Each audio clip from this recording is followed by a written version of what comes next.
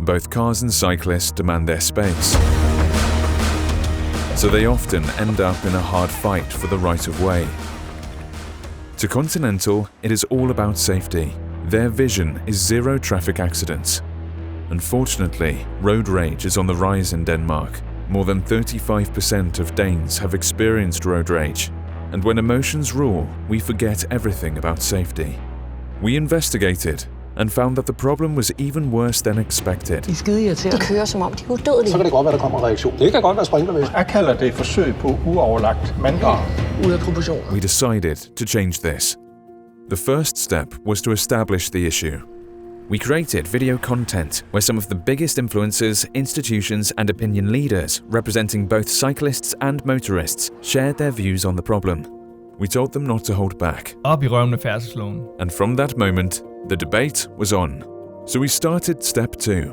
We found 5 dedicated cyclists and 5 incarnated motorists and put them in controlled confrontations made by professional conflict intermediaries and designed to help the two parts understand each other better. Nu vil jeg gerne bede om at prøve at bytte perspektiv. Det har altså ikke været i mange. Den kan ikke vælte, vel? Nej, det ser godt ud.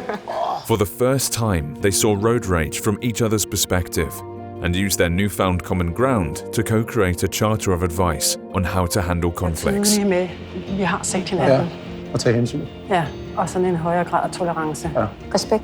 Det er et godt ord. Respekt for hinanden. Og respekt for, at vi skal være der alle sammen. Ja. More than 600,000 in the target group saw the full 3.5 minutes of this event film, and with an organic reach of several hundreds of thousands, the message traveled far and wide. It was time for part 3. We produced more than 50 different pieces of SoMe content, each piece designed for a specific part of our target group on a specific SoMe channel.